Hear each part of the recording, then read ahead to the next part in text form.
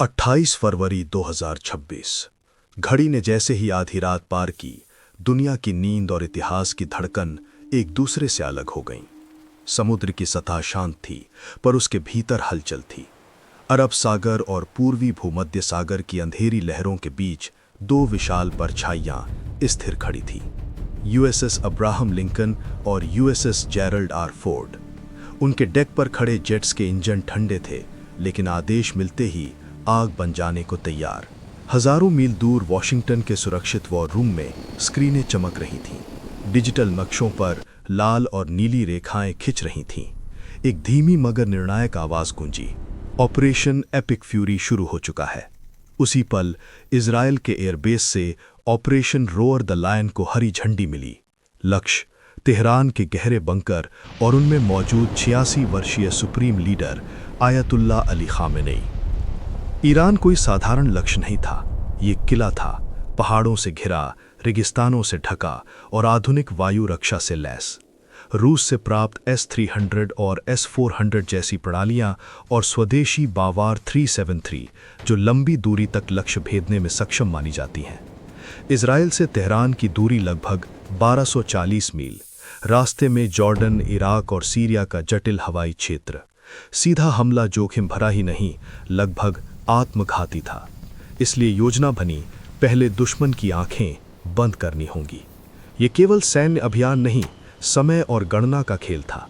इसे कहा गया टाइम ऑन टारगेट, मतलब अलग अलग स्थानों से छोड़ी गई मिसाइलें और जेट्स हजारों किलोमीटर की दूरी तय करके एक ही सेकंड में अपने लक्ष्य पर गिरे।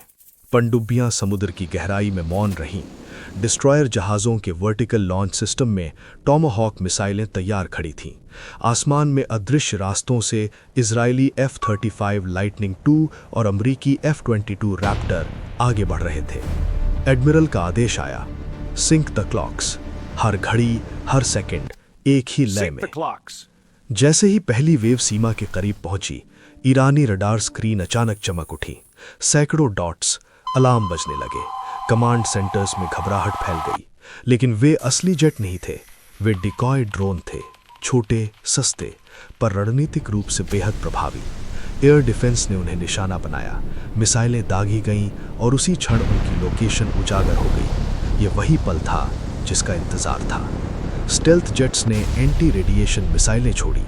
एक एक कर रडार साइट्स अंधेरे में डूबने लगीं। संचार टूटने लगा। ईरान की रक्षा परत दर परत कमजोर हो रही थी।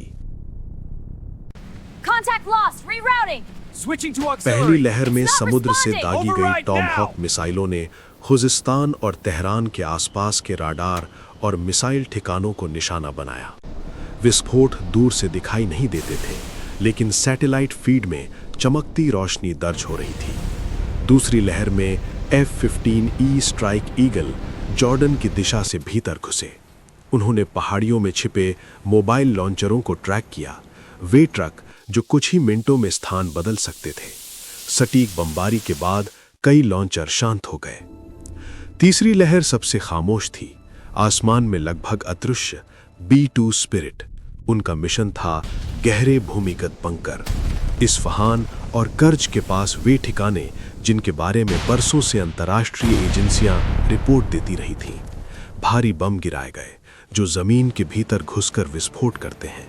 धरती हल्के हल्के कांपी, लेकिन आसमान चुप रहा। कोई लंबी हवाई लड़ाई नहीं, कोई दृश्य डॉग फाइट नहीं, सिर्फ सटीकता। वॉर रूम में सबकी नजरें एक स्क्रीन पर थीं। सिग्नल कमजोर हो रहे थे, फिर स्थिर हुए। कुछ देर सन्नाटा, फिर एक इनक्रिप्टेड संदेश। पास्चर स्ट्रीट कंपाउंड प्रभावित, आकलन जारी। कुश्ती में समय लगा, हर मिनट भारी था। दुनिया अभी भी सो रही थी, लेकिन इतिहास करवट ले रहा था। 1 मार्च की सुबह तेहरान के सरकारी प्रसारण में सामान्य कार्यक्रम नहीं थे। कुरान की आयतें पढ़ी जा रही थीं, एंकर की आवाज भारी थी। फिर वो घोषणा आई जिसने पूरे क्षेत्र को हिला दिया। लेकिन उस घोषणा से पहले ही मध्य पूर्व की सड़कों पर बेचैनी फैल चुकी थी। इसके बाद प्रतिक्रिया आई। ईरान ने ऑपरेशन ट्रुथफुल प्रॉमिस 4 की घोषणा की। हजारों ड्रोन और बैलिस्टिक मिसाइलें दागी गईं। इजराइल और खाड़ी देशों में अमेरिकी ठिकानों पर सायरन बजने लगे। आयरन डोम और अन्य रक्षा प्रणालियां सक्रिय हुईं। आसमान में इंटरसेप्टर मिसाइलों की चमक दिखाई दी। ये केवल एक देश पर हमला नहीं रहा, ये क्षेत्रीय संतुलन की परीक्षा बन गया। इजरायली प्रधानमंत्री बेंजामिन नेतन्याहू ने राष्ट्र को संबोधित किया। उन्होंने इसे सुरक्षा के लिए आवश्यक कदम बताया। अमेरिकी राष्ट्रपति डोनाल्ड ट्रंप ने कहा कि ये आतंक के खिलाफ निर्णायक कार्रवाई है, लेकिन विश्लेषकों के बीच बहस शुरू हो चुकी थी। क्या ये स्थिरता लाएगा या एक लंबा संघर्ष? विशेषज्ञों ने बताया कि आधुनिक युद्ध अब पारंपरिक मोर्चों पर नहीं लड़ा जाता। ये सेंसर, सैटेलाइट, साइबर नेटवर्क और मिली सेकेंड की गणना का खेल है। टाइम ऑन टारगेट जैसी रणनीतियां दशकों की तकनीकी प्रगति का परिणाम है। स्टेल्थ तकनीक, नेटवर्क केंद्रित युद्ध और बहुस्तरीय समन्वय सब एक साथ। 28 फरवरी 2026 की वो रात केवल मिसाइलों और बमों की कहानी नहीं थी, वो रणनीति, धैर्य और जोखिम की कहानी थी।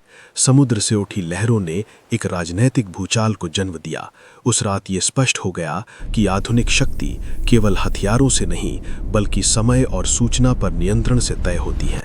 और जब इतिहास उस रात को याद करेगा, तो शायद वो ये कहेगा कि ये वो क्षण था जब सेकंडों ने सीमाओं को पार किया और सन्नाटे ने पूरी दुनिया की दिशा बदल दी।